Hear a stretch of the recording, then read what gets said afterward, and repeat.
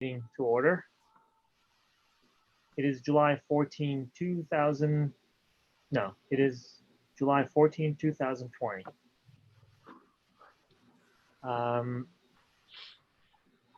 The first item on our agenda is our consent agenda that consists of 3 minutes, 3 separate minutes from June 16, June 23rd, and June 29th. Did anybody get a chance to read the minutes? And if so, can we have a motion to approve? Make the motion to approve all 3. Thank you. Is there I'll a second. second? Great. Any discussion? Any edits? More importantly, I think there was one. I don't remember. what did you say, Jenna? I think there was one. There was just a spelling. I can't remember on which one it was. Okay. Maybe the 29th. All right. Do you want us to take a look at it? I could email it after. Yeah, if it's not really changing what the content. No, it's not. It was just a spelling error. I did not catch it, so. I didn't either. All right, cool. Yeah, I'll just email it after. All right. Any other comments, questions, edits? All right, hearing none. All in favor to approve the consent agenda, please say aye. Aye. Aye. Any opposed? Abstention?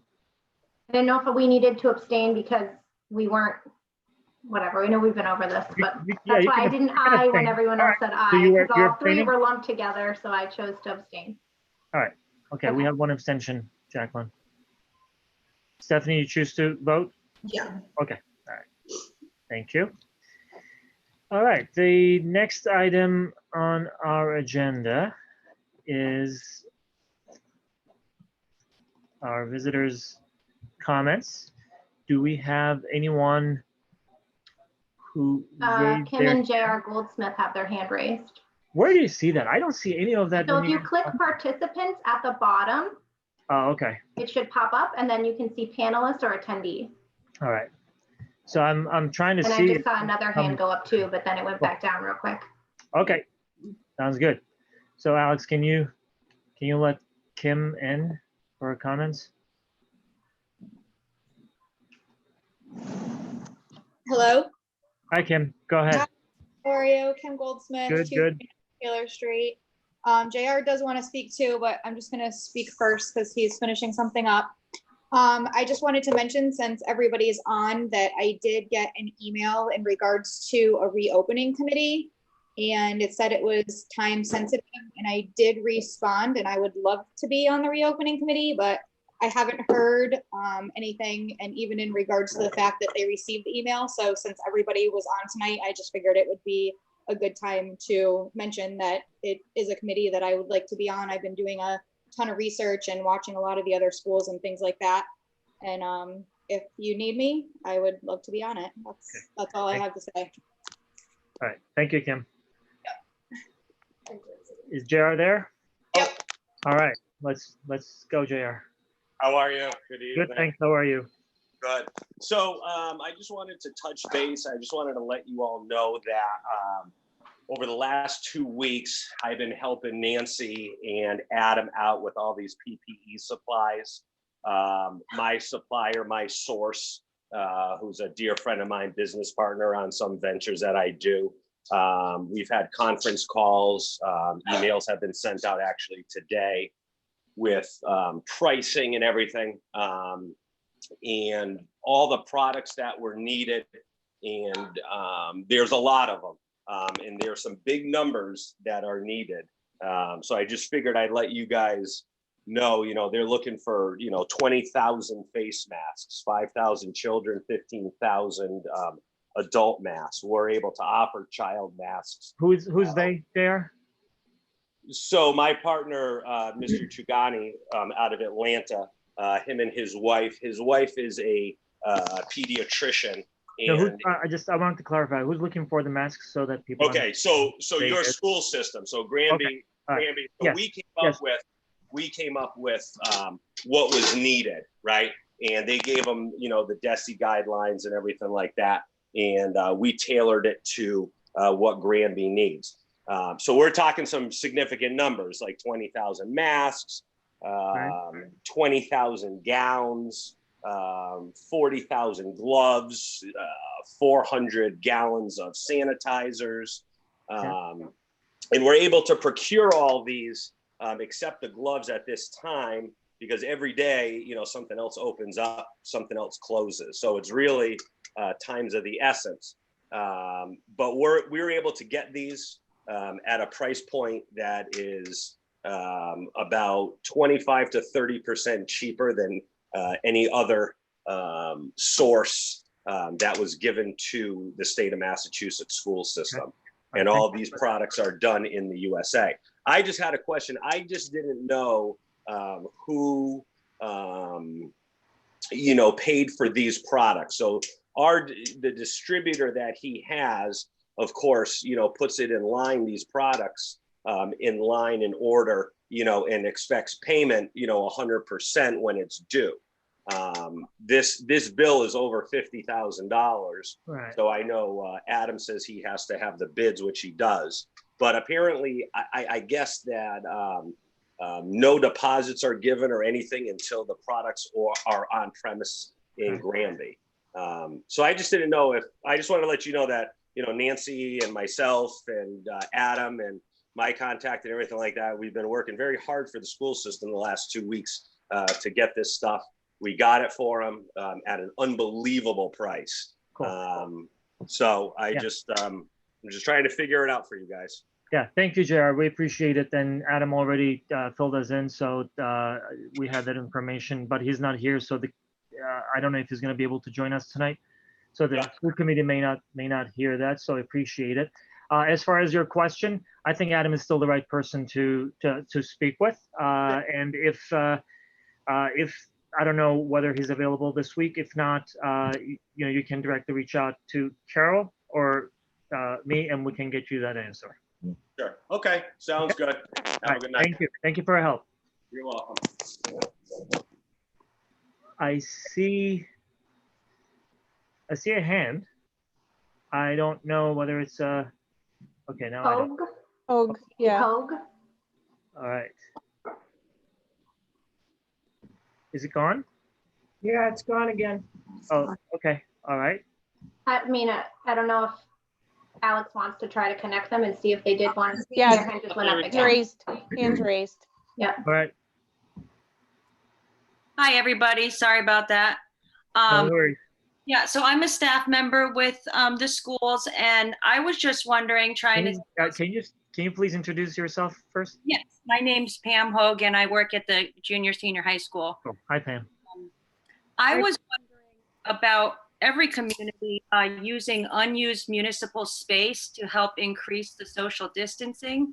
I don't know if the old West Street School is available for spreading out, or any other unused municipal buildings, but I'm just trying to think outside the box, because I know physical space is an issue with the schools.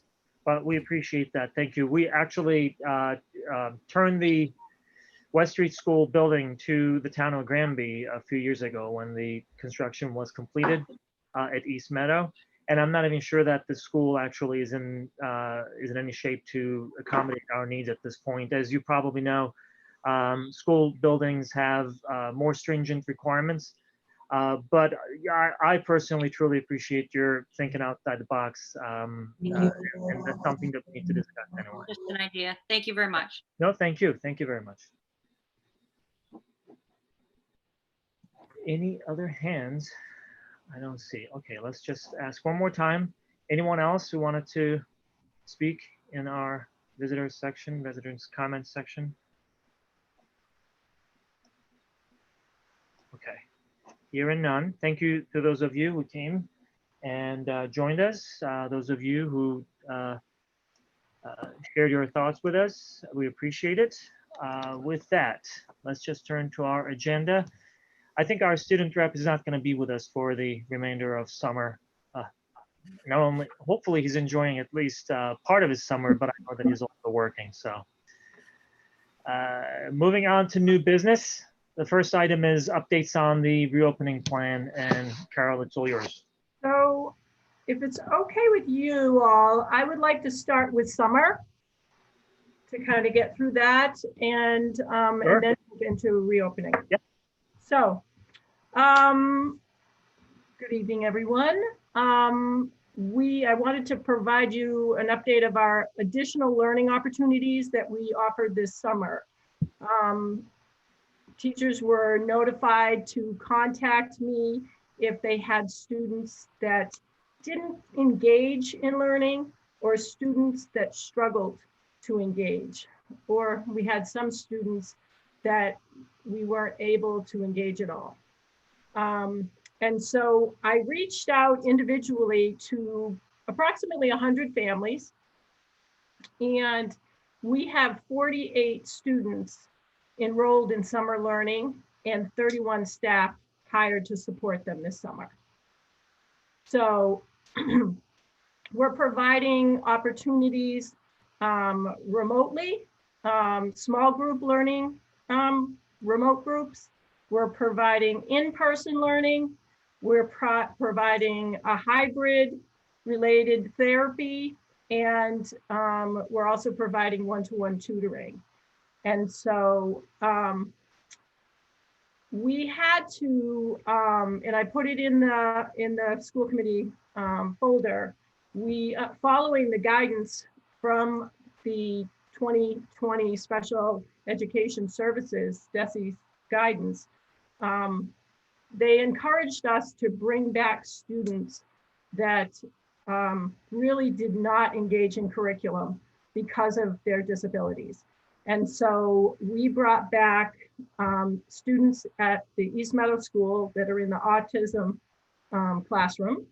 And we also brought back a couple students with global developmental delays. So we have 9 students who are participating in discrete trials and related services this summer at East Meadow.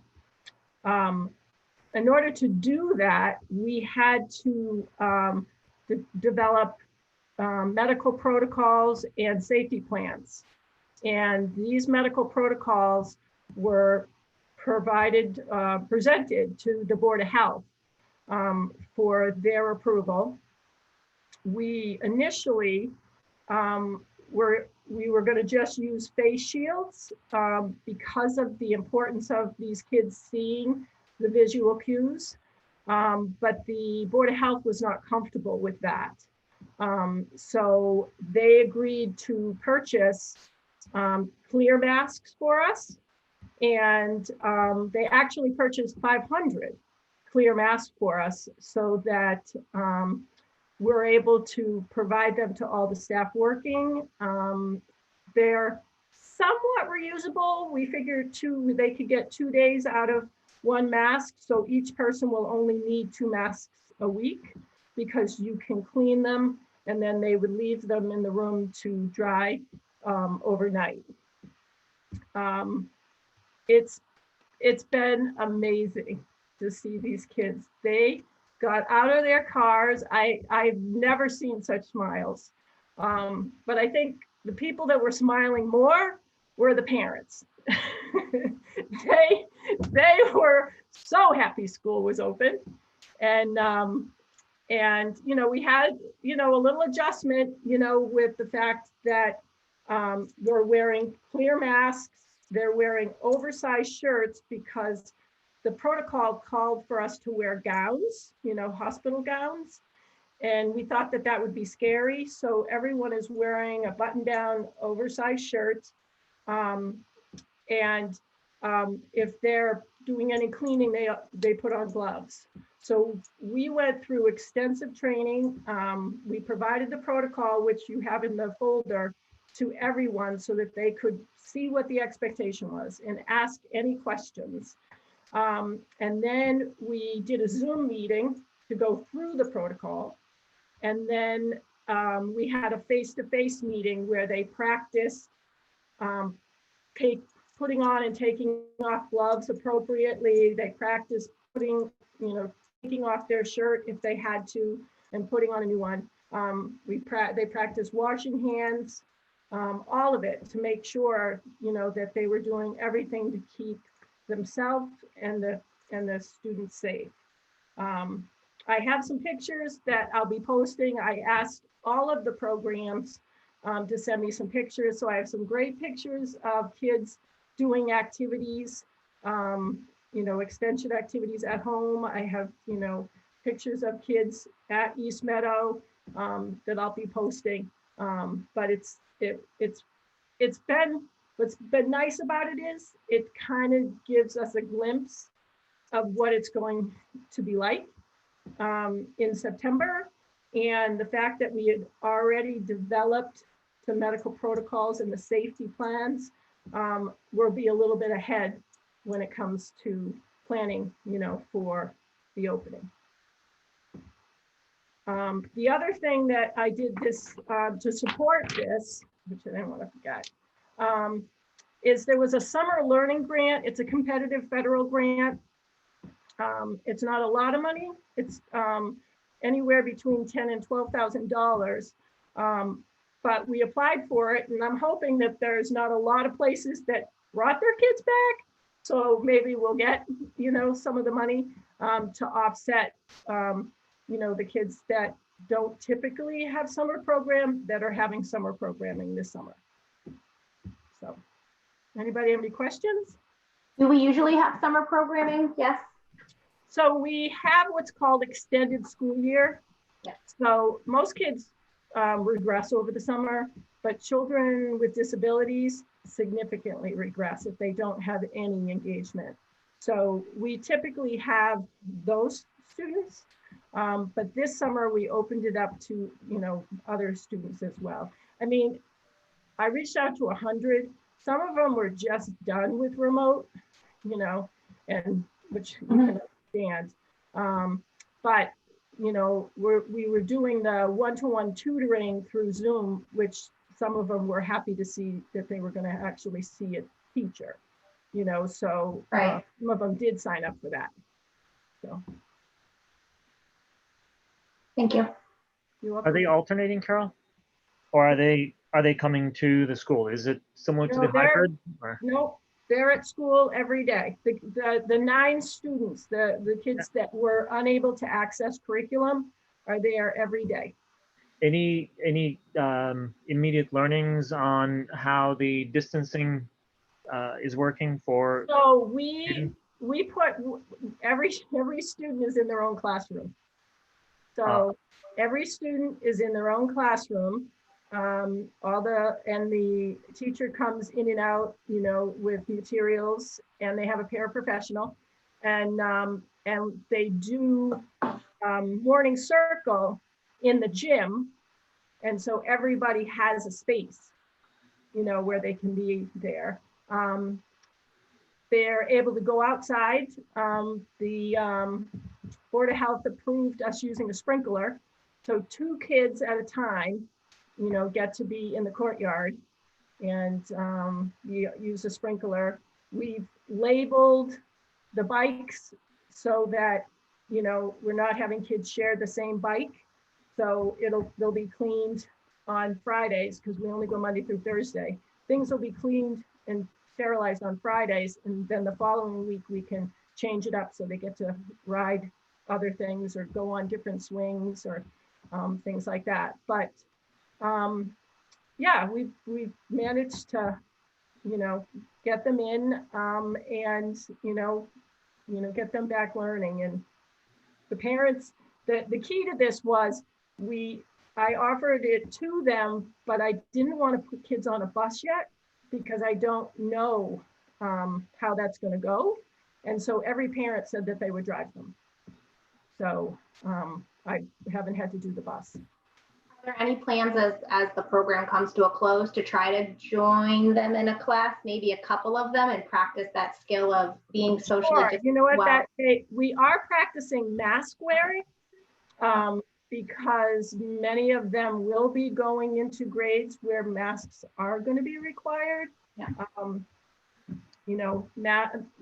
They struggle. The other thing is though, in reading the recommendations from the Department of Education, you kids that do struggle wearing a mask may wear a shield instead. So they're at least wearing something, but the shield, at least they've got full view, you know, whereas all of us know when you put that mask on and if you have glasses, forget it. You can't see, you know, it's, Yeah. you know, so for them, it's a sensory thing too. So the clear masks are really cool because, like, when you smile, when you have a mask on, nobody knows, so with the clear mask, they can see your facial cues. So it's been nice. So I'll post some of those, pictures tomorrow. Thank you. So you can see all the different programs. How many staff members are with the kids right now during summer school? You said there were 9 students? So there are, at East Meadow, there are 9 students and 9 paras. We have some other paras that are supporting the remote learning. Robin is a para working currently with Mr. Woods and servicing students in small group. And then there are others that are supporting other students. Okay. And so each of those paras is assigned to one student, because they're not supposed to go like change students or whatever, right? So how does that work in the gym then? Like when they're all together? So they're 6 feet apart. Okay. So like everybody is spread out, and right. I believe they're using these little discs to kind of mark their square, and they're doing morning circles, so they're sitting, But that's one of the reasons why they're wearing the outer layer of clothing, and is because they are getting closer to kids than 6 feet. So there are times that they're supporting them, they're helping them get on a bike, they are engaging with them. Each classroom has 2 trash cans, 1 for trash, 1 for PPE, and they also have a schedule for hand washing and wiping down the surfaces after activities. So. Well, thank you. You're welcome. Okay, moving on to the reopening. So,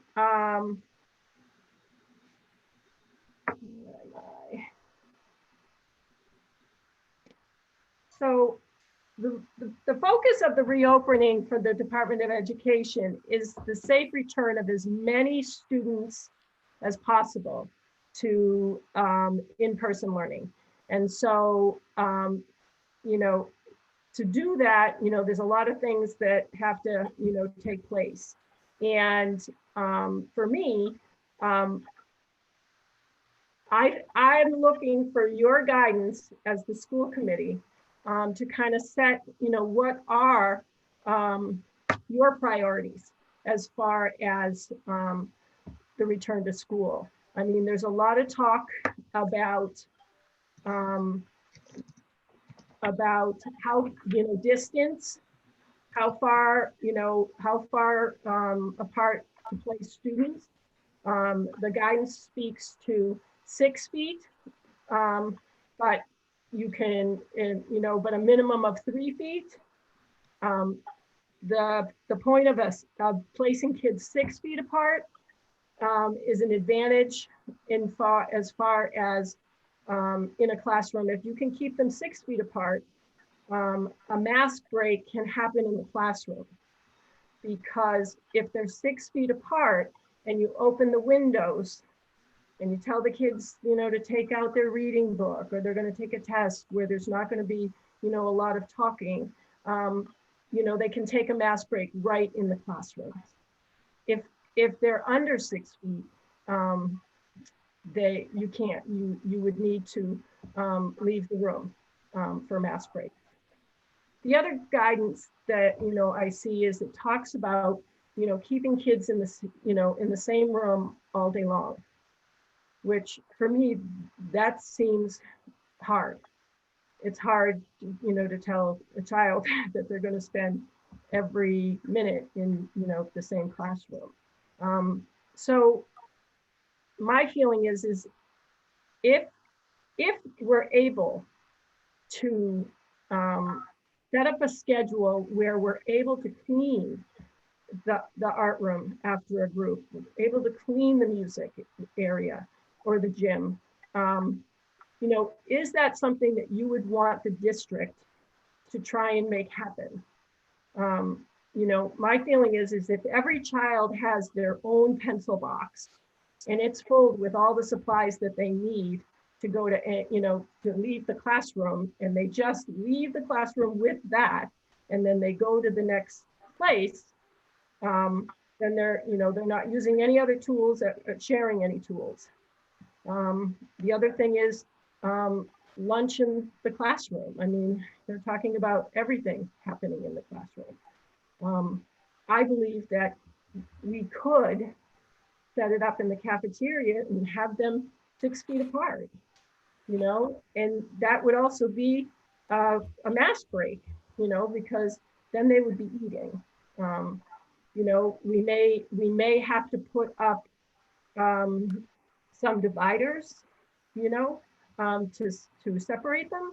How many groups eat lunch in the cafeteria now at like, I don't know, I mean, either East Meadow or at the high school? Usually, at East Meadow, it's usually 2 grades in there. So if we went, and worked at doing 6 feet apart and used some dividers, we could probably get a full grade level in there. Right, so they'd almost have to stagger lunches differently to fit everybody. Right, that'd be. Or even if like on Mondays, this class got to go, on Tuesdays, this class got to go.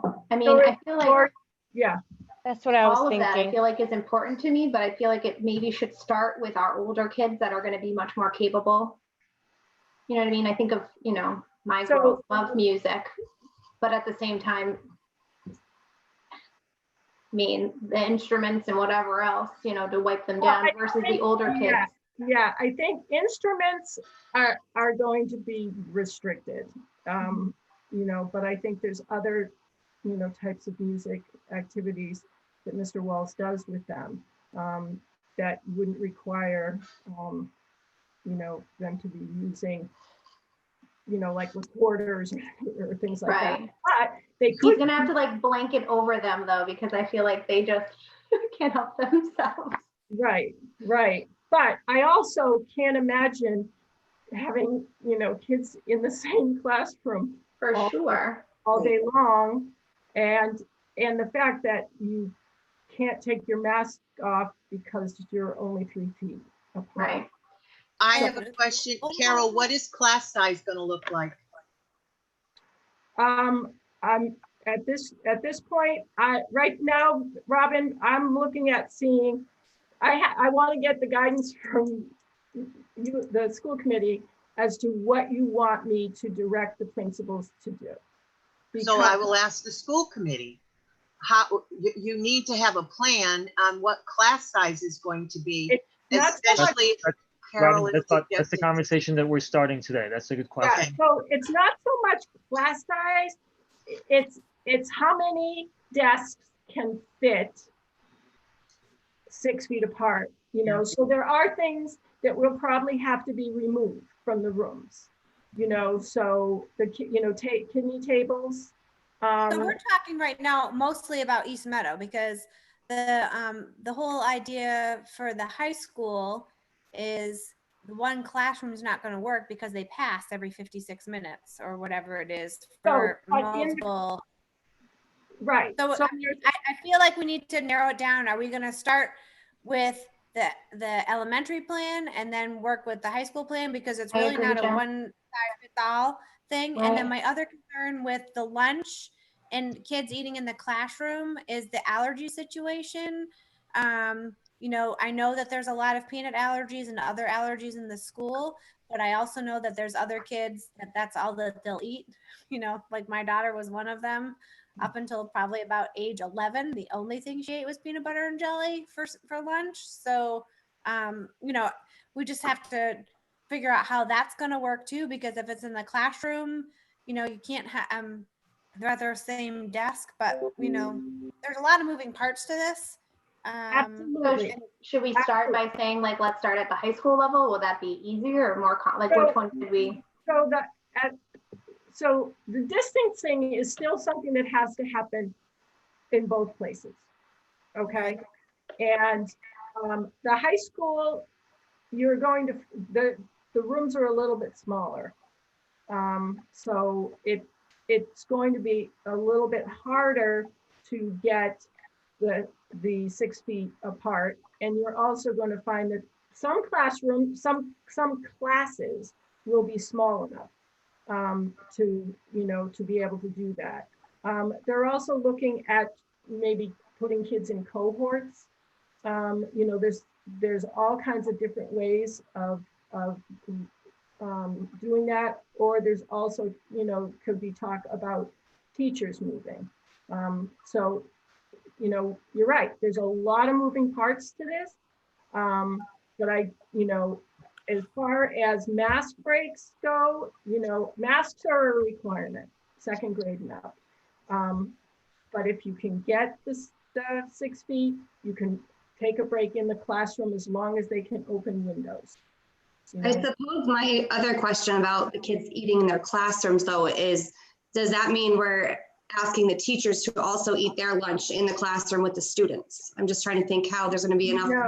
No, we'll be working out a schedule for coverage, where they'll have lunch, they'll have their lunch in the, you know, if we can physically get them all in the cafeteria. I mean, we have to set up mock things and dividers and count, but they would have their lunch and then they would go outside.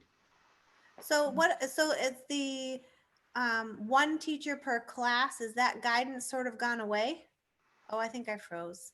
Or You no did, one- but we can actually still hear you. Yeah, we Oh, could okay. do it. I'm gonna take my video off because it seems like it works a little better. So we'll try that. So I'm wondering, you know, a lot of what I read says one teacher per class, like no floaters, no in between. So I'm not sure. So yes, there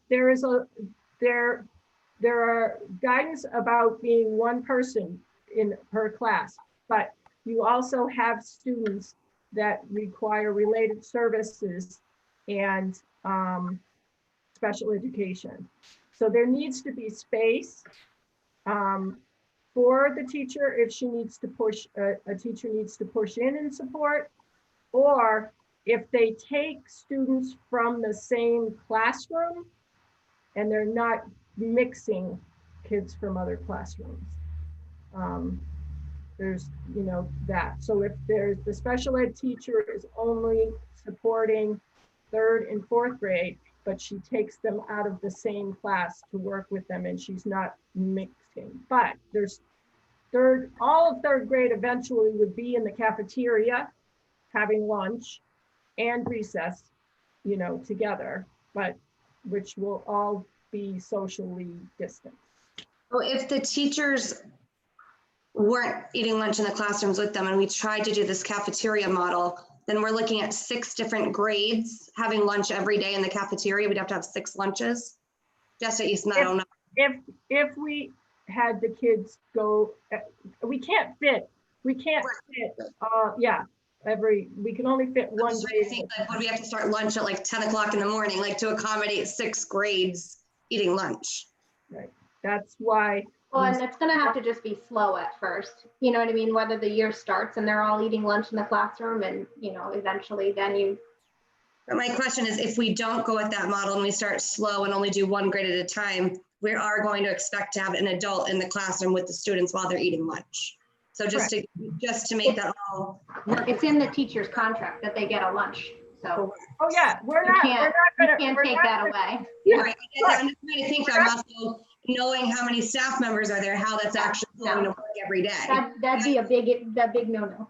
It sounds silly, but I'm just thinking like how would we float that many? I mean, it's a lot. There's a lot of moving parts to figure out. Well, if you right now, do we have specific lunch attendance? lunch attendants, noon attendants that, you know. We do have, yes, there are staff that support students in the cafeteria now. So it would just mean that those staff would support them in the classroom the week they're in the class, the day they're in the Here's class. something I just thought of. I know that there's parents that come in to help out and things like that. Will that still be able to happen this year, that we could? I think there's some restrictions on Okay. that. That would be an opportunity too, to cover lunches that, you know, Yeah. parent does come in and. Yeah, what I'm hearing is that will be limited. You know, because you're bringing someone in. More person, yeah, understandable. With these different models, do we have enough teachers? So different models, what are you talking about when you Well, say? I mean, some of the things that I've seen and read on the guidance from DESE is using alternative spaces for classrooms to spread out. So if you can't fit them all in the classroom, you start using, you know, one of the things that I read was, you know, you can use, if you have, if you're not using the cafeteria, you can spread out in the cafeteria. If there's not a gym session, you use the gym. If you have specials rooms, you're using them as, you know, when they're not having specials, you use that as alternate classroom space. I'm thinking of the spots that were thrown around as potential sixth grade. Oh. Now the whole thing's gone.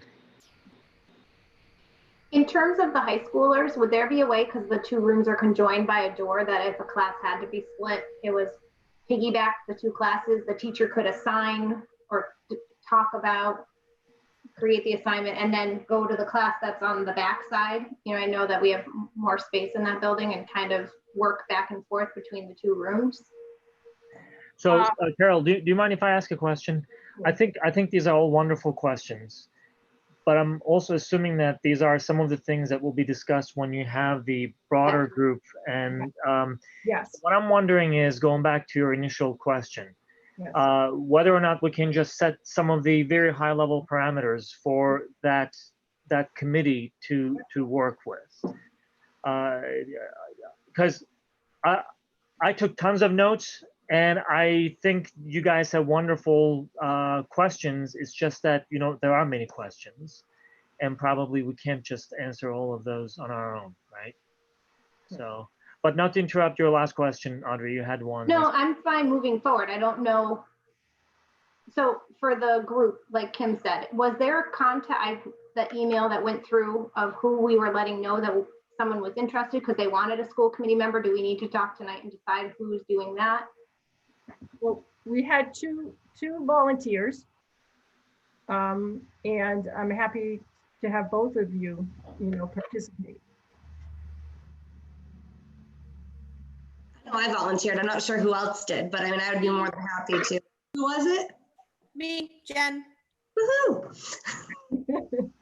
So tomorrow we will be, I want to make sure that we have a well-rounded representation from both schools and the community. So tomorrow the leadership team will go through and kind of, we're going to decide, you know, like point people for different parts of the plan, because there is a lot.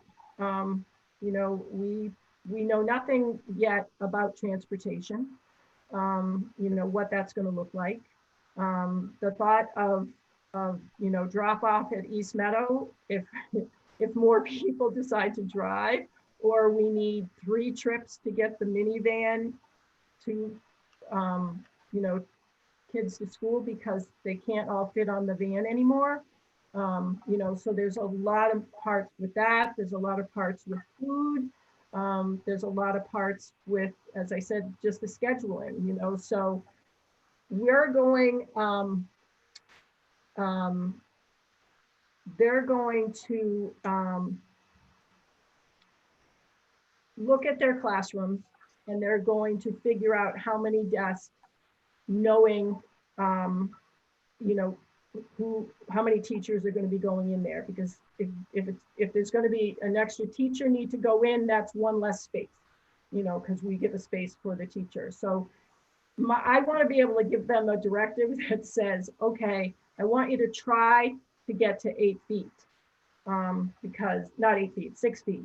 If you can get to 6 feet, that means you can take a mass break in the classroom, which means that you can take more than you would if, like typically, I think they say every hour, take a mass break. I mean, but if you're in the classroom and you can open the windows and you're 6 feet apart, you could actually, take more than, a 5-minute walk around the building and then come back. You could, ideally take some longer breaks or more breaks. And then the other thing is, do you want us to try and let them go, to specials if we can figure out a way to clean the spaces before the next group comes? I would like to see that, the specials. Also, when I was reading the staggering of start times for students, like just in sense with the busing, having staggered start time so that all the students are not on the bus at the same time. Again, I don't know what they're going to do for busing, but something like that when I was reading. Yeah, well, if you had a chance to see some of the results of the survey, it looks like a good amount of people are still looking to ride the bus. It was like 75%. Yeah, I mean, we don't know if they're going to say one child to a seat, so instead of 65, they're only transporting 30, or 32. And but yeah, One thing I'm confused about, well, not really confused, but sort of confused, is it seems like the Granby Board of Health guidance, if I was reading it right, is more restrictive than the DESI requirements with it has to be 6 feet. So, I mean, I understand and appreciate that you're looking for some guidance from us, but I feel like whatever we want is sort of moot when we have what the town is saying we can do, right? That was the summer guidance. So Okay. the summer guidance was more stringent. Okay. Okay, so we had to follow the summer guidance, and so that did say it had to be 6 feet. Do we have guidance from the town of Granby Board of Health for fall? No, because we haven't engaged with them yet about our plan. We will be working with them to approve our safety plans for the fall based on DESI's guidance. So is the way that we're hoping it works then is that we give them a plan and they'll approve it? Because what I'm worried about is that we'll give them a plan and that they won't. I mean, if they were restricted for summer, I kind of feel like we're putting the cart before the horse. If we give them a plan, I'd like to know what their ideas are so that we can make the plan around what it is that we're going to be told to do. I don't want to spend a ton of time or have a committee spend a ton of time building a plan. And Granby Board of Health said, well, I don't know why you're even considering this because you don't meet the minimums that we had set forth for summer.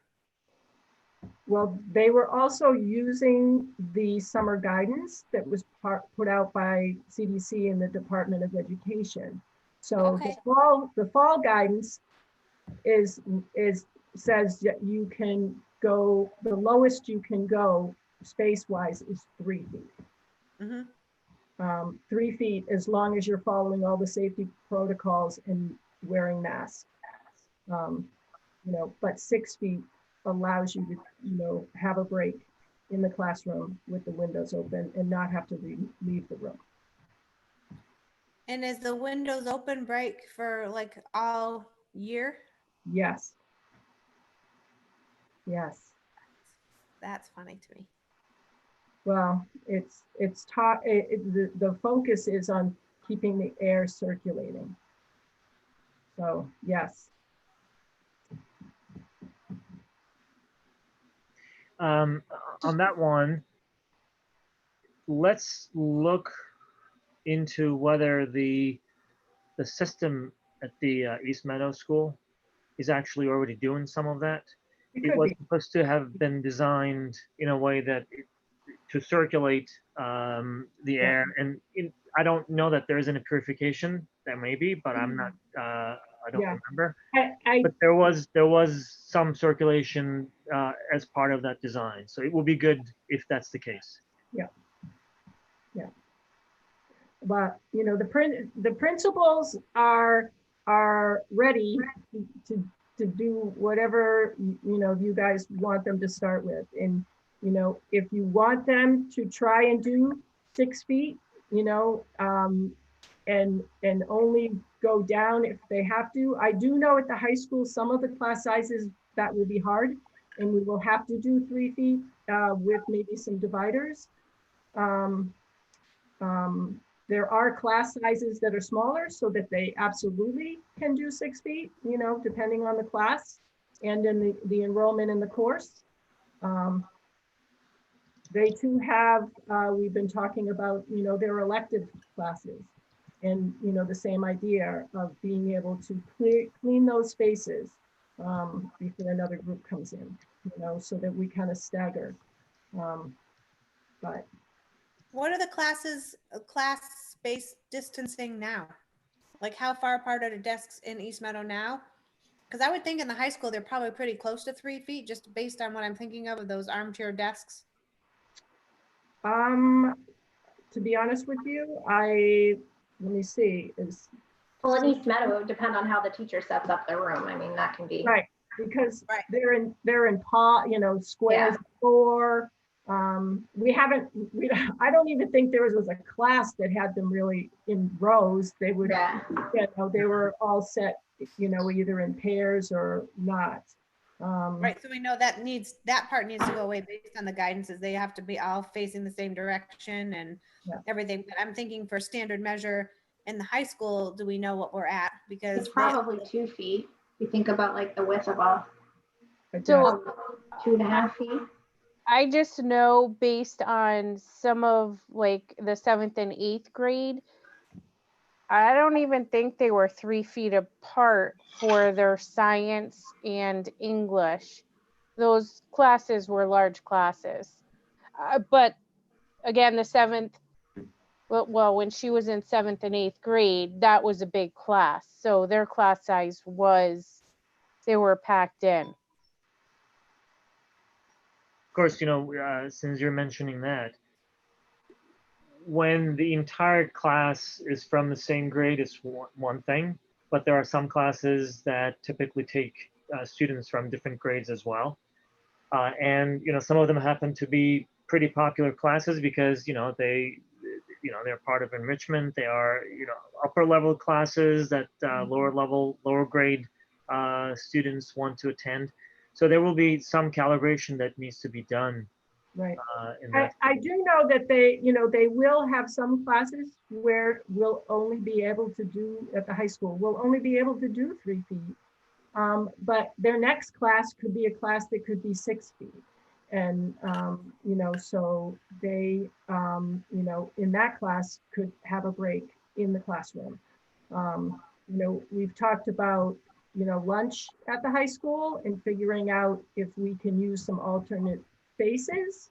So, you know, that they're working on that right now, and they're working with John Sullivan to design some dividers, you know, so that we can, you know, you can take a round table and put like an X in the middle and be able to, you know, get 4 students around it because they're separated by, you know, either plexiglass or, you know, some sort of divider. Are we going to be able to utilize outside spaces? I know that was something that was mentioned too in guidances as far as. Absolutely. We talked about, you know, in the nicer weather for lunch, especially to be able to let them, you know, outside, you know, because then they can social distance and have their lunch. And, you know, I mean, nothing wrong with grabbing a bag lunch and go and find a spot of grass, you know. I know as a staff member myself, it has come up though that when you do have these outdoor things, It is, it's you have 20 something kids in front of you and making sure they socially distance when they're naturally drawn to each other. It's going to be a challenge for sure. Yes. And I know that the staff will probably want guidance on what they're supposed to do when that does happen. And so. Well, I know when we did Special Olympics, we were pretty good about drawing squares where the kids had, you know, the different activities. So maybe we could get circles out there and everybody aims for a circle and, you know, 6 feet apart. And nothing is perfect, right? Just No plan is perfect. How do we plan for the best and then try to execute that? And that's plan for the worst and hope for the best. Right. So if you don't mind, I have one suggestion, and then we can just go round robin. Okay. Well, maybe not round robin because Robin then would take the whole thing. Yeah. Let's just talk about the questions that you had in mind.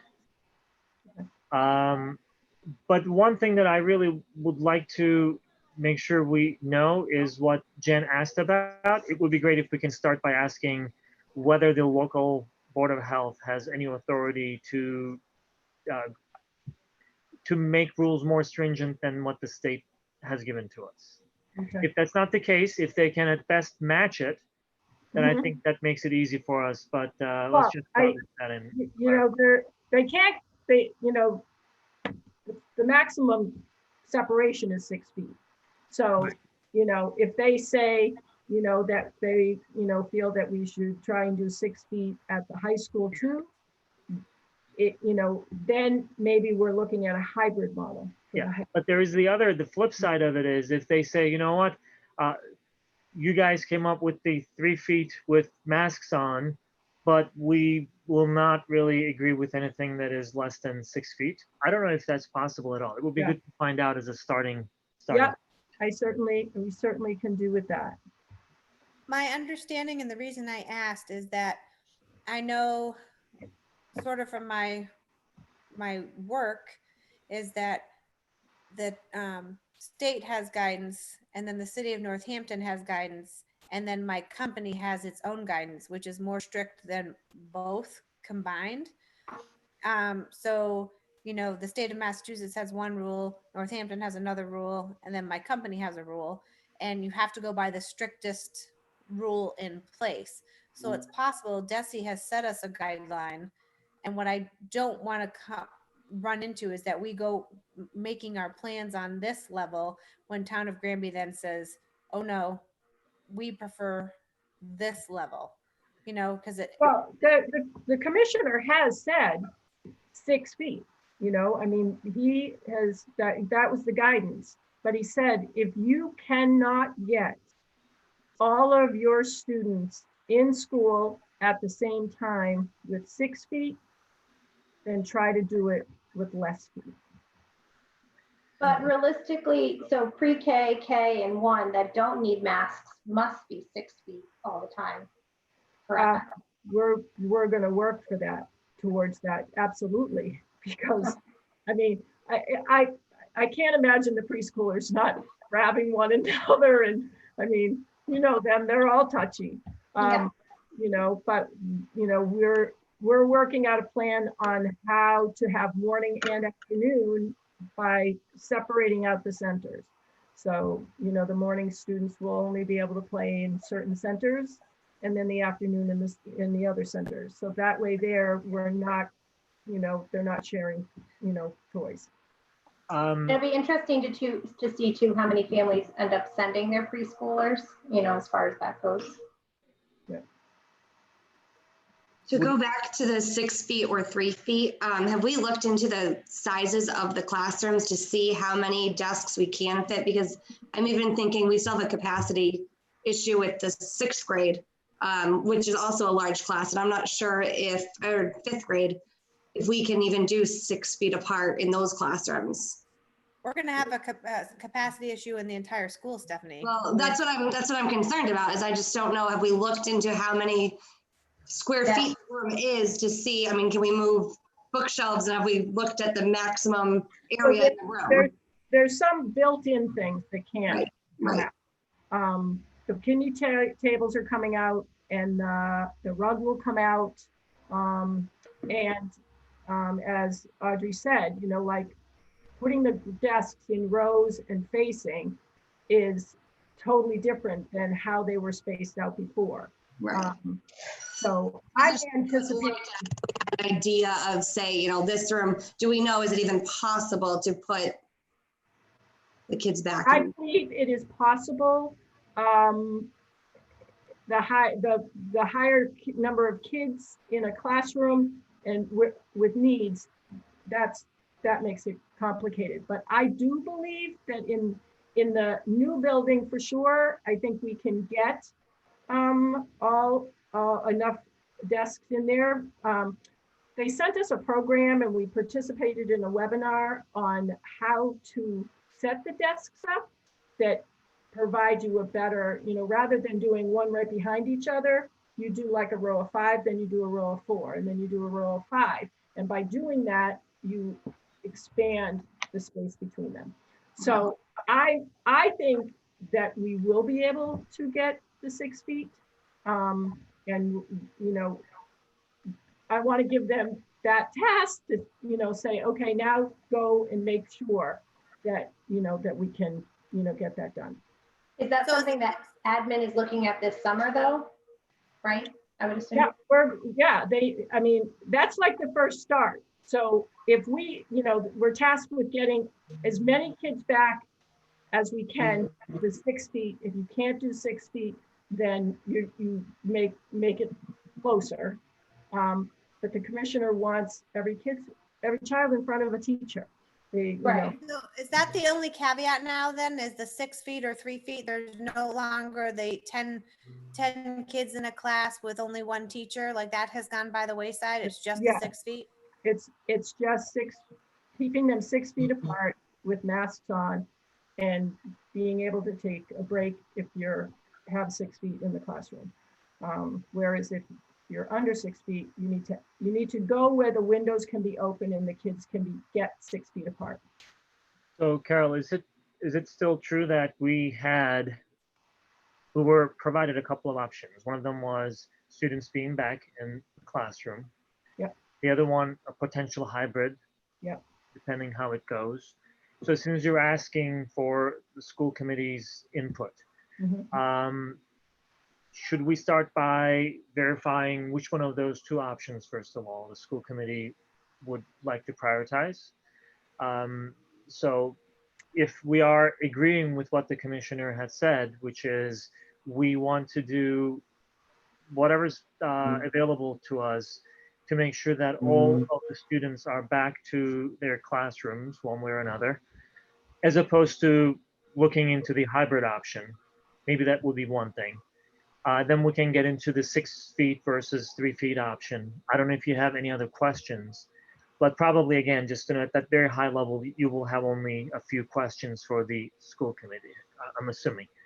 The other thing that I would suggest or propose is, since we are dealing with a health situation and we're getting input already from the Board of Health, maybe we can ask for their participation in some of the meetings, as opposed to, you know, finding out sequentially and afterwards. We can really engage them in the conversation so they can hear what the different ideas are in the room as they are being. Yes, they're going to be part of the nursing team that will be working on the medical and safety protocol. Will there be additional breaks allowed for the teachers and for the staff so that they, I mean, when they have their mask break, will the teachers be with them for the mask break? Like how? Well, we're all 6 feet apart. They should be able to all mask off. As long as you're 6 feet distanced, you're fine. Right. And those are all things that we will work out, you know, in the plan based on, you know, how the rooms are set up and are you able to have a mask break? And all 3 plans must be completed. It's not an option of 1, 2, or the other. All 3 need to be done. Right, because it's possible you'll revert into, regardless of what we want, you'll revert into one or the other or both at any given time, right? Yeah. And those plans then also have to have what triggers us going to a hybrid model and what triggers us going to a remote model, because they went away with blizzard bags and all of that, but we have remote learning. Mhm. But what triggers that? Is it, is it one case in the building? Is it a teacher case, or is it a child case? Like, what is it that triggers us to have to go? And if you close for deep cleaning, does that become a remote learning day, or like what?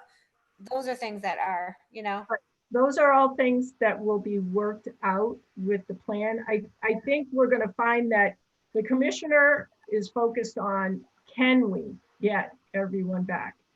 He only wants you to go to a hybrid if you're not able. If you're not able to get all, there are some districts that are, no matter what, they're not going to be able to get all of their kids in the building at the same time.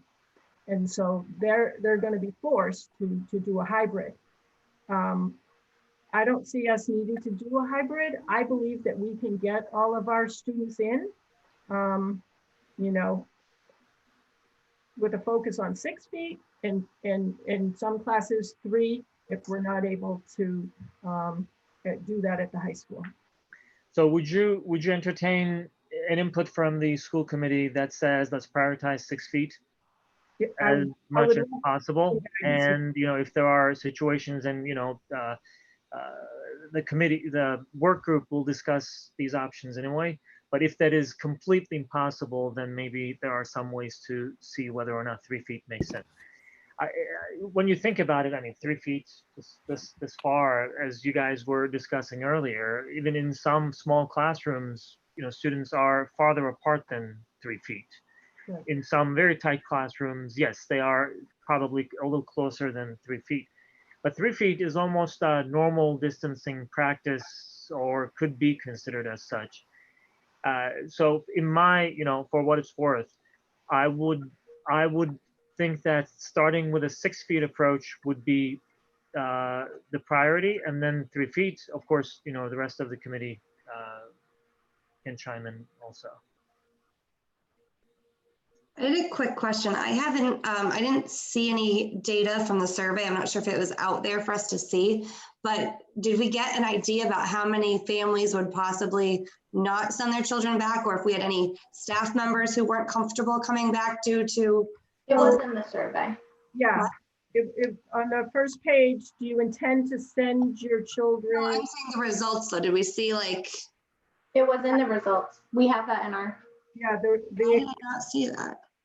Okay, sorry. Then that's okay. So out of we had 459 families return the survey, which is a good amount. I was shocked at how many not applicables there were, though. Well, for one was the elementary, so a bunch of people were high school students, so it was not applicable. And then the high school was elementary, so that's, I was applicable for both because it was one. That's right. I was like, wow. But most people are only in one school or the other, so therefore, when they're filling it out, they're only got it. I was so confused. That makes sense.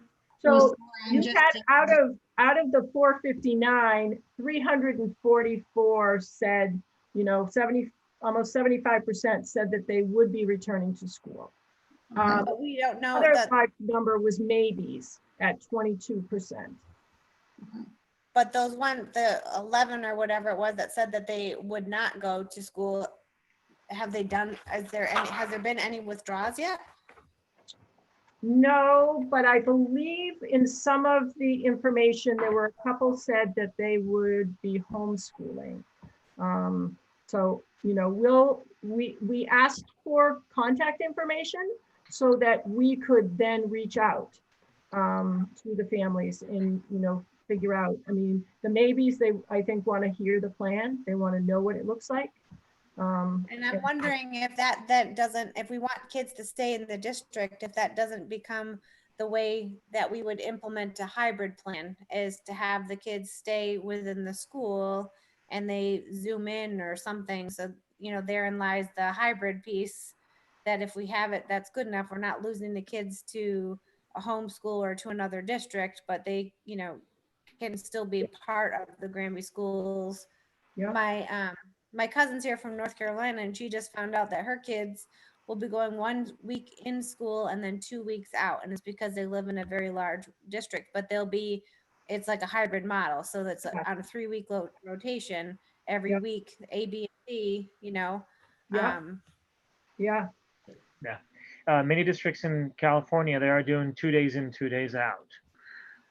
So everybody's trying to figure it out. The space is an issue. Some concerns about the recent uptick is becoming a major issue, and the families feeling uncomfortable with any type of return at this point in time. That's obviously a serious concern.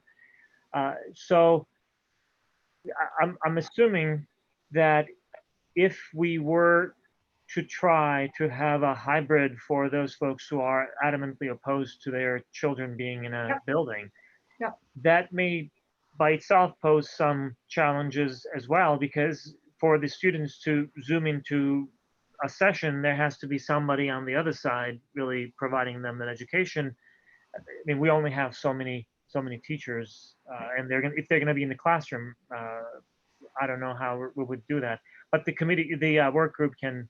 Right. So those are all the things that, the work group, I mean, that's why the more people we have participating, the more people that bring out ideas of saying, well, what about this person? How is this going to work? I mean, we may find that we have some staff that, aren't comfortable returning. So do they become the remote learning teachers? So, I mean, but those are all things that we're going to work out. Well, that was something very interesting to me, just looking at the staff results, that it was 54% were for in-person learning, but that's a big percentage that were interested in a hybrid or remaining remote. So I definitely want to hear from staff, because it's a very split thing on, there are so many hurdles come with all of these options and what the actual days would look like. Yeah, what also is going to impact is if you live in a district and they go hybrid and you live in a community that's in person. And that's where it was really important to see that only 25% of our teachers live in town. So their children are being educated otherwise, and they might need to be home for them too.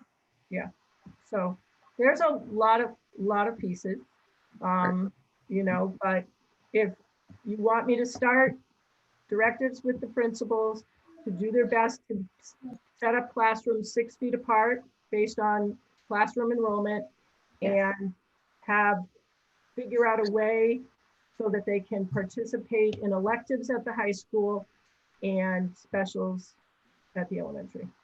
And just to note too, I am also interested in being a part of the committee. I just didn't email because I figured we would talk about it tonight. So I hadn't responded saying, so if you do need someone else, or if you don't, and you think there's enough heads on it, but I would be interested. I think from my perspective of hearing from my MTA and my school background and what's kind of going on there might be interesting too. Okay, well, thank you. Yep. All right, so I'm going to take that information. I'm going to, direct the principals to start setting up classrooms and let me know, how based on enrollment, how we look. Carol, one last question, since we mentioned the specials and some electives. Do we know what's going on with the sports programs this coming semester? I don't think a decision has been made yet. I know that if there had been one, Allie would have been already in my office telling me about it. Okay. So I think, it's the same with, so the plan that we have to develop, the 3 plans that we have to develop, originally was due mid-August. Well, now it's due July 31st. The other directive that the commissioner said that he didn't want districts to finalize their decision until mid-August. So we will have the plan done. I know the next thing on the agenda is to talk about school committee dates. And it will be presented to the school committee, and but it won't be voted on. It will be presented, and then any changes or revisions that you want us to look at, it will be sent, it will be revised, sent to the state, and then you'll vote in August. They don't want, because if things change, like if anything changes, we get an uptick, they may, they don't want you to say we're going full on face-to-face and then there's an uptick, or we're going hybrid, that's it, we're not doing, they want you to wait, but we'll submit them. I believe there's supposed to be some sort of approval. Yes, you've met all the criteria, and then you'll get them back. And then in August, the August meeting, you'll vote. Yeah. Can you, to the extent possible, can you give us a couple of sentences on how we're trying to address the technology gap? Yes. The grant? Yeah. So there is a grant out there right now. It's more of a reimbursement type grant, so you have had to have purchased, or right up to applying for the grant. Before you apply for it, you can still be purchasing. We had David do an audit of the district to ensure that we can be one-to-one. And so we will be discussing that this week and making sure that we order Chromebooks so that everyone at the high school would be one-to-one as well. And the younger grades too, because the younger grades, they were assigned carts. So we're going to make sure that there is a Chromebook for every one of them as well. And then we'll apply for this grant, and it's a reimbursement rate based on your Chapter 70 funding. There's some sort of criteria, but we will get reimbursement for percentages of the purchases. Thank you. You're welcome. And the last one on this, the survey results that you shared with the school committee, Yes. are they available for everyone to see? Is that final, or even if it's not, is it? So there are comments that will be shared with the committee, so that, like on how they had comments about their remote learning experience that we will use to tweak our remote learning plan, so we'll have those that are in here. These right now, certainly, I feel, I put this in the folder for all the committee members, so they'll have, access to that, because I feel it's important information. But we will be following up with, the maybes and the, Okay. I'm Then not. we're going to share with everyone. Okay. Is there a way, I'm just curious, I just thought of, is I know a few families that did reach out to me that were uncomfortable that it had a name connection to it. I know when Chicopee did theirs, they had a name connection to it as well. So it's not like it was an uncommon thing, but they just didn't like that piece, whether or not we could potentially send it out again without that name connection. I understand why now, because, you wanted to be able to reach out to people, but to see if we would get. Right, I felt that we would have to go back and do it again with the names, because if I don't know, what school who you are, we can't address the problem. So the thought was, if we send it out and we ask for the names and then we get the answers back, and there are, it's clear this person didn't have a good remote learning experience, we'd like to have a conversation with them and figure out what we can do better, and so having the names just, made it so we didn't have to do it again and say, okay, if you had a remote learning problem, could you tell us who you are so that we can you know, Right. address Some of it. that anonymous feedback can be shared with the work group through those who may have received, if the school Right, committee members have right. received If someone it called, can be incorporated in the conversation, I'm assuming. It was Yep. just families that had gone through the whole process, and then the last page said name required, and they were like, nope. Yeah. So, Well, just let me say a quick thing on that. I can appreciate that. Me too. That it may be sometimes intimidating to put our names on certain things, but I would hope that there is a level of trust, and it may not be there, at least when it comes to making decisions related to the future of our students, of our children, of the school district. So I hope that we can find that place where we are all comfortable to share feedback with each other. that's why I wanted to address it tonight too. And maybe in the future, if it was on the first page and saying, we'd like to hear from, like we're trying to reach you directly, or right, it's just a note. yeah. I can understand Yeah, that. we took a lot of guys, because, we were late in putting out our survey, we had a little bit of a transition in the role of superintendent, and so it was trying to figure out, okay, where am I going with this? So we did see that other districts had, put names. So, it was like, okay, then we are, because I mean, most of the time a survey is anonymous, because you feel that people will give you the more true answer, Correct. but this here, we wanted to be able to reach out to people and try to solve the problem, To be honest, I mean, at least for two reasons. I think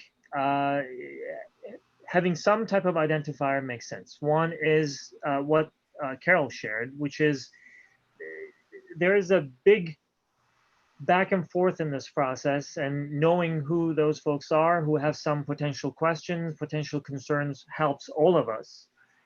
And the second part is to make sure that the results of any survey is valid. We need to have some identifier. I mean, whether some more sophisticated systems tag and make sure that the responses are unique, but there is really no way to determine that everything is coming from a single source, this and that. So that's why I'm just making this plea that if anybody has any concerns about them putting their names out there, reach out to us and we can share that input with the work group anonymously. The name, as long as you're comfortable with the name staying with any of the school committee members, we can do that. But also, I'm hoping that gradually we can get to the point where we find that level of comfort that sharing our names will not be a big issue for any one of us. I do have a question, and I apologize. I just was looking at the results, but what was the percentage of staff response? Was it 100%?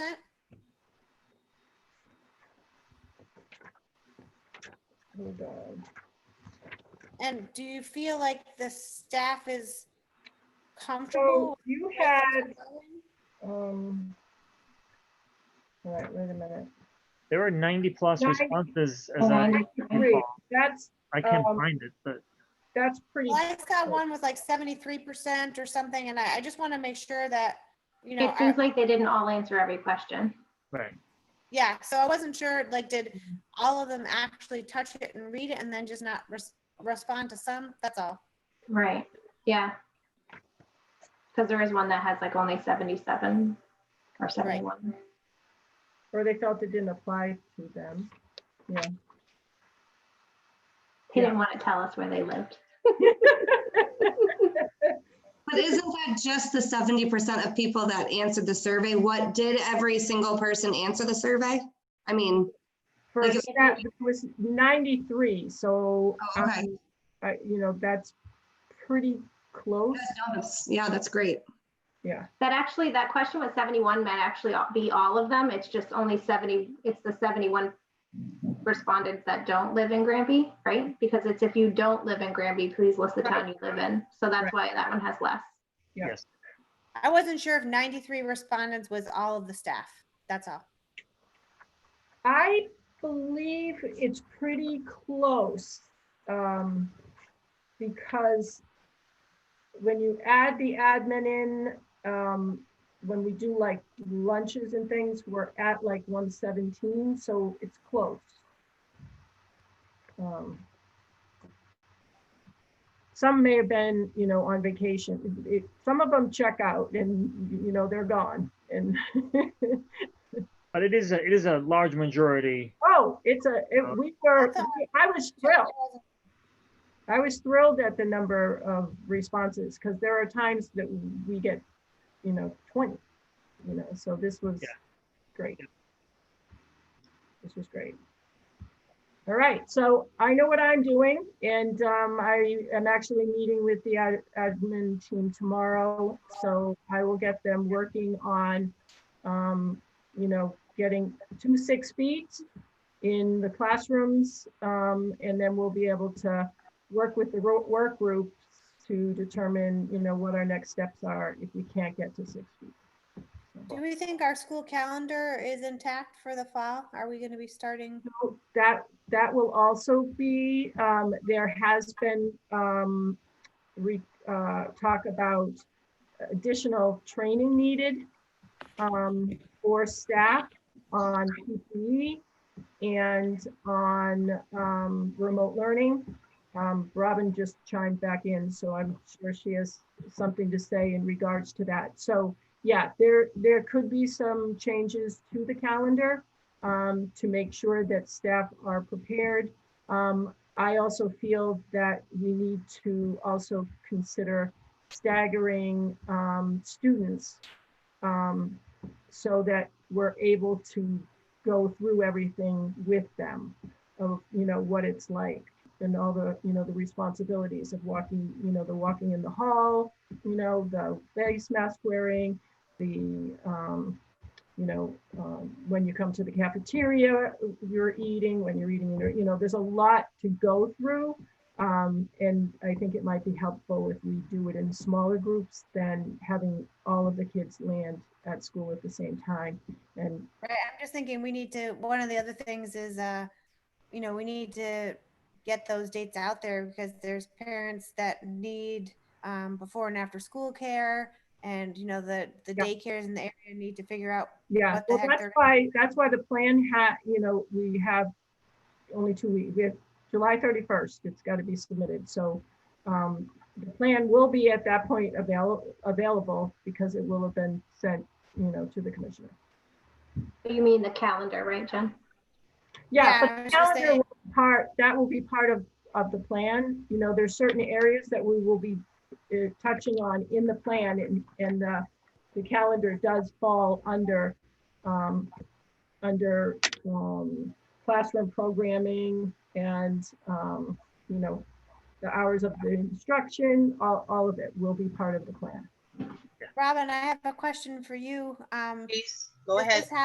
Does this have any implications for teacher contracts if we have to alter what is, like, what does that mean for us if the plan changes start dates or length of day or things like that? And we need to discuss those in sessions.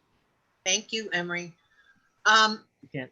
It's always open to bargaining, which Emery just said that would be discussed in. Yeah, but we cannot really discuss any more details, anything in open session. And thank you, Carol, for bringing up more training for teachers, because this is an uncharted area. There are so many unknowns and new regulations and requirements that need to be met, that training does need to happen. And thank you for considering that. Thank you. Carol was thinking that you were going to add something. Is that all? Is that? Yeah, no. Well, yeah, I'm giving her a pat on the back because that is one of the things I really want is the training. Yeah. You know, teachers need to be involved. I'm going to be honest and tell you, teachers are scared. I'm not going to use the word nervous. They're scared coming back and what it's going to be like. And we don't know that yet. Yeah, absolutely. I mean, that's completely understandable. That has to be an important component of the conversations. Yeah. Okay. So we're All good? right. Well, thank you very much for giving me some direction in this. And, you know, we are, our next steps are to, you know, identify the team. And so they'll be working on their feasibility of being able to do this feasibility study. We'll get the committee together. And we'll also determine, you know, a timeline with, you know, making sure that's next with deciding when the next meeting is. Because I know you said something about needing to change a meeting. Yeah. So Yep. you know, we can try to figure out how that works. Everybody's good? Moving on to the next item. Okay, so the next one is about our 2020, 2021 school committee meetings. These next few years will be difficult. You know, saying 2020, 2021, you know, very quickly, it's not easy. So let's first address the conflict with the training that 3 of our school committee members will have to go, which overlaps with our date. So the 28th is the date that is the issue, correct? Yeah. Yes. And the 29th, everyone's, the class is not on the 29th. Correct. Are you all available for a meeting on the 29th? I am.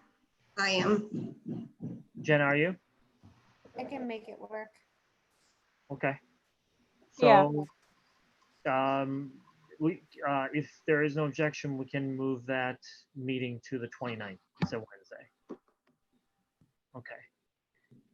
Did everybody get a chance to look at the dates that were on the document? There were no August ones. Well, we had scheduled August 3rd, but had we gone past that? I didn't think we had. Or August 4th, I mean. There's just one error that I noticed. I don't know if it was August, but let's just take a look at it. Well, August isn't included. August, we already decided on the dates, right? I knew the 4th. I didn't have a different Yeah. one written down. Okay. Or I think the 4th was identified. Yeah. But was that for final voting though? What do you mean? So if we had to come up with a plan that was due Yeah, that in was August, right. so Right. that was the vote to say, yes, this is what our plan was. Now it's due ahead of August, Right. so we have to They're come not- up with that. Right. They're not, yeah, they're asking that you not vote until, actually, they said mid-August, but, which would put it the next meeting, which would be the 18th. But all of the information would be out by then, you know, as far as Jen was talking about, as far as calendar and all of that. You know, the things that we may not know about by the 31st is transportation, but I'm going to try and push on that so that we have an idea. I mean, the state hasn't come out with their guidance. So What is the first day of school scheduled for right now? the first day of school is scheduled for new teachers. It's the 21st of August and the 24th. The 2 PD days that were on the original calendar were the 25th and the 26th, with students starting the 27th. So I think Labor Day is so late. what was that? And that must be because Labor Day is so late, because this year we started after Labor Day. Right, yes, yes. So it looked like it was the first day was the 27th and the 28th. And then I think kindergarten was starting the 31st. So, you know, that will all be discussed. The change would be, it would be pushing back students, not teachers. You know, so if there's any change, it would be that students would be home maybe an extra day or two. So going back to the dates, I think the only one that is So do we, not there potentially is another date in August. Is there an interest to meet a second time in August? I think we have to vote. Yeah, probably Okay. the 18th. Also, we're not going to be able to vote on that first meeting that we Well, have. if we hand it in on the 31st, I'm not sure if we get any feedback. Okay. additionally, if we're meeting on the 29th, do we still want to meet on the 4th, or would we rather do? Because the way that our new one's coming up September 8th, we have like a weird like 3-week gap, I think. If we do the 18th and then we're not doing it again till September 8th, there's a 3-week gap. And that's probably okay. We can meet if we need to. Okay. So should we meet on the 11th? And The 11th won't work for me. And I won't be available. okay, then that takes care of that, I guess. So 4th, 18th, and then not till the 8th Yeah. September. Well, unless, unless you feel there's, a need. I mean, staff is back in school, on the 21st. New teachers are the 21st and the 24th. So all staff is back the 25th. So if you So are we? Sorry, Carol, go ahead. No. If there's, if there's a need to have another meeting before, We can add it when it's closer. I was going to ask whether or not we are still thinking that our approved calendar for this coming school year is still what we are going by. yes, as I said, the only thing that may change is when children start. So Only if we because wait, but if we wait that long to vote, then all of there's not enough time for parents to have to make adjustments for care. We can't wait until the 18th to vote on whether or not we like this. Like that's just not enough time. That's not enough time. My kids are older. So what is a reasonable timeline? Is the 11th better or But then they earlier? can't do the Can't. Why? So Just, don't worry about the date, but what is a good date? Let's just determine what gives enough time for planning purposes, and let's just find. Is there a different day during the week of the 10th maybe that we could get together? Or is the I'm whole gonna be week? living on a boat that whole week, so I will not have All right. any kind of activity. So let's You don't want to dial in? let's just vote on the 4th. I mean, the plan has to be completed by the 31st. We We can just always won't have the vote feedback whether or not the state approved it, correct? And I'm not sure if they have to approve it. Okay. I think, and that, I'm a newbie, so I'm gonna ask that. I put that out there and I didn't get an answer, but I'm thinking that they want our kids back in school. If we present a plan that allows our kids to all return to school, that's what they want. I think they're only going to come look at us if we say we can't. That we have to do hybrid. They're going to say, well, why do you have to do hybrid? Did you try and do it 3 feet? So I'm thinking by August 4th, we will have met on the 29th. It gives us, admin team 2 days to make any changes to the plan that the school committee. I mean, my feeling is it's going to be out there for people to see by then. So I'm hoping with everybody's input that, we pull together a really good document. So let me ask one more question. Jen, Carol, you guys will not be here, but is it possible to move that August 4th meeting a couple of days out if it's going to give you some time to be able to? Oh, you're saying that week? Yeah, and we can still make a decision later on, but if that's an option, we can always use that option. There's nothing that says we have to meet on a Tuesday. But our plan still needs to be submitted regardless and on the 31st. Yep. So we can vote on it on the 4th, and then if there's changes or if the state comes back, then, then we Right. can have additional conversation, right? Yeah. Yep. Honestly, I just feel like the sooner that we make a decision and Sounds good. vote, the sooner that we'll be able to get our parents and caretakers and everybody else lined up. I think it's better for the teachers too, to know where we're staying. Yep. Yeah. Absolutely. Leaning towards. Yeah, so the question, I thought I heard something from you, Carol, that said the commissioner doesn't want a final. Yeah, the what does commissioner that mean? wants he said to postpone your decisions till August. But what he wants is everyone back, and I can't see us voting something different if we're able to get everybody back. So I guess what I'm trying to understand, and maybe that's what you're answering anyway, but if we meet on the 4th and the school committee says, we approve, this is our plan. Yeah. Is that what they're looking for, or are they looking for a draft version that is not yet final by a school committee vote, and then we just say this is final at a later date? I will get clarity on that. Okay. Because based on, we can actually make it. Time for that, I have time to get that clarity. If our plans have to be approved by the commissioner, or if it's just a local decision. I mean, you're approving what we wrote. He wanted 3 plans. The hybrid was more if you couldn't get to full learning, which I think we can. But I will get clarity on if he needs to approve it. Okay.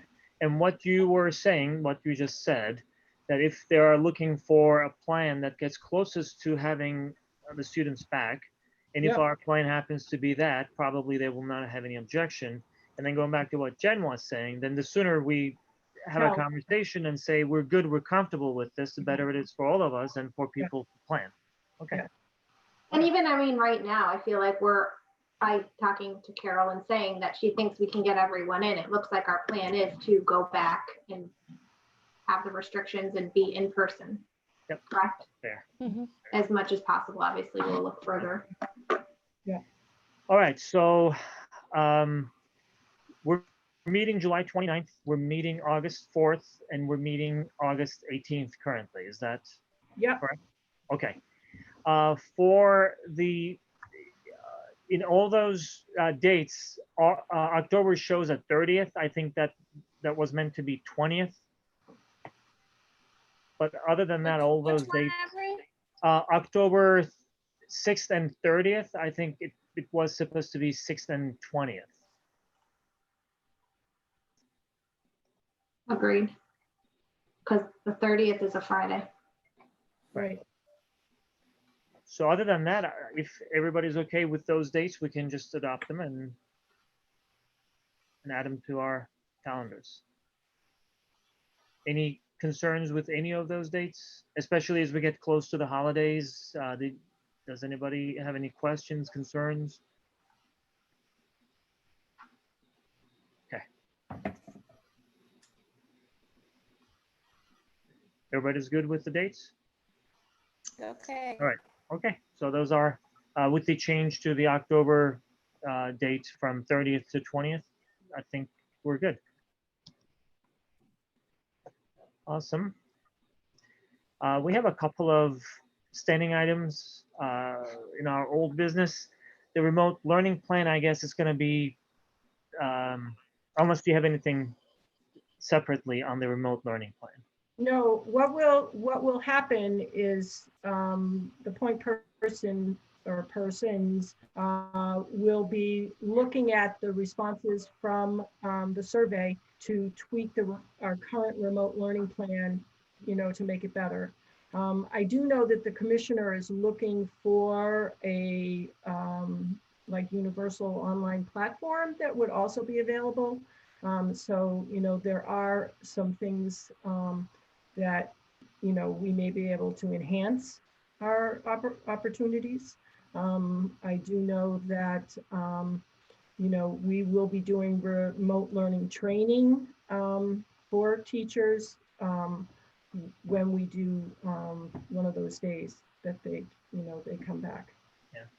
Are there any learnings, new ways to do remote learning that have been shared with the districts? Is DESE leading the charge, in other words, on these things, or are we still relying on each district finding their own way with this online learning? Yeah, program? well, I think they were looking to provide us with a platform at least, because, districts, people were using all different types of programs. So I think they were trying to, provide us some really strong ones. I think in reading most of it, parents want their children to see the teacher, and I do know that I was speaking with someone today that was telling me that you're able to make smaller, I don't know if we can do it on Meet, but in Zoom, you can put kids in littler groups, so if, the special ed teacher comes in, you can do a whole lesson and then the kids go to another little group and work with one teacher, so you're shrinking the group.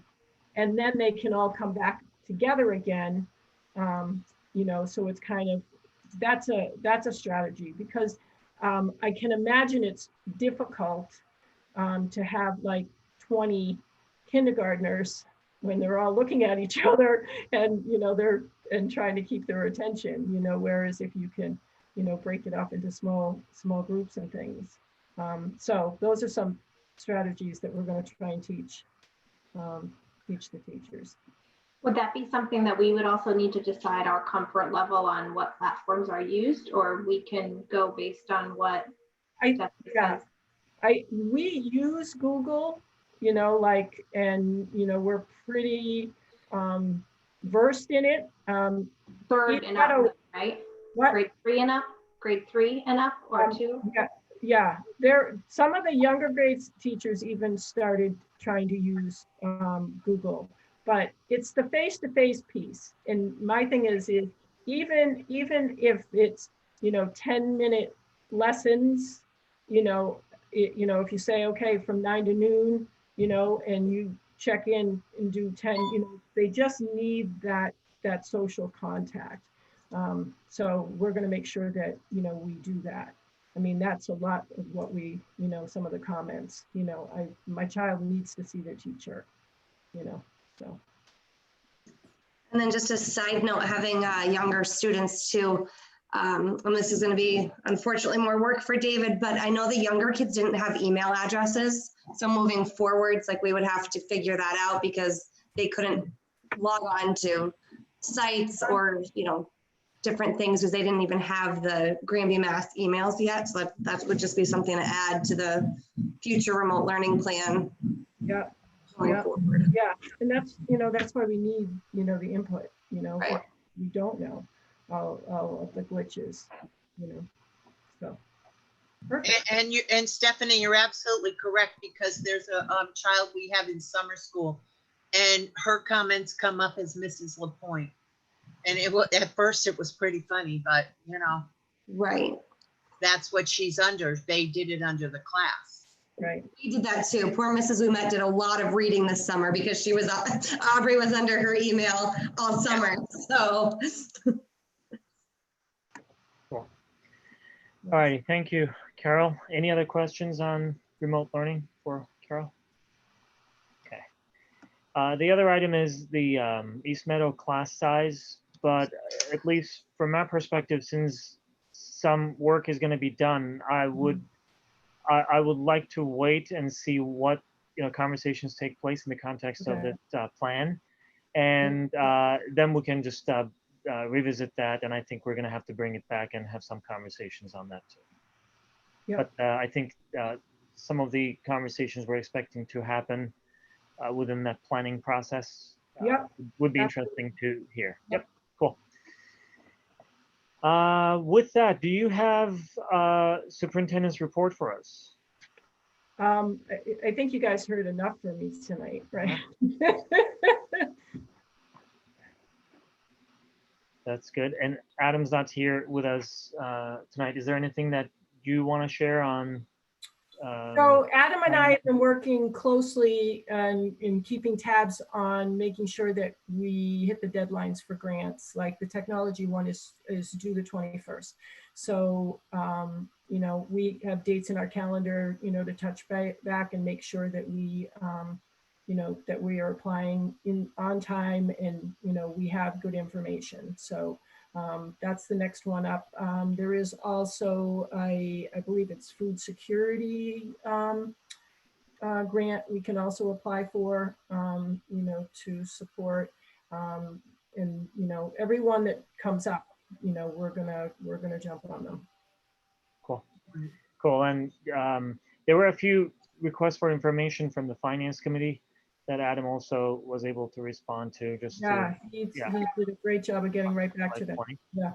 So I think a lot of things in motion as we get closer to the town meeting. So do we have anything from the collaborative? Yeah, next meeting is in August. Okay. All right, sounds good. There are a couple of things for our upcoming meeting or meetings that we may add to our agenda. One of them is a resolution that I believe is being circulated in some school districts related to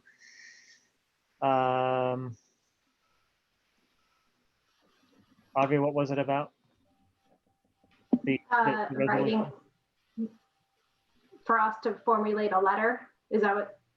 You know, the resolution that that you had mentioned that was being circulated. Yes. So for us to formulate some sort of letter about testing. Yeah. Oh yes, Yeah. the standardized testing related resolution. So I'm just asking districts around us what they are doing, where they are with that. But I is that because the students were kind of held back in a way with all these sudden changes, there is this thought and concern that really making them take this standardized test is not going to be fair. And there is this request, and I think pretty widely supported request, to postpone standardized testing for a while, whatever that while means. But I will find out what exists, and I will, if there is a need to modify, I will do that, and I will try to add it to our next agenda. Okay. With that, anything else that we should add to the next agenda? You don't have to come up with it now. You can always, you know, reach out to Carol or me, and we can add it. But if there is anything that you would like to share now, that's good too. All right. We do not have an executive session tonight, so all we need to do is really entertain a motion to adjourn. I'll entertain that motion. And Thank I'll you. even Is there a second? I'll second. All right. All in favor, please say aye. Aye. Aye. Have a good night, everyone. Thank you so much.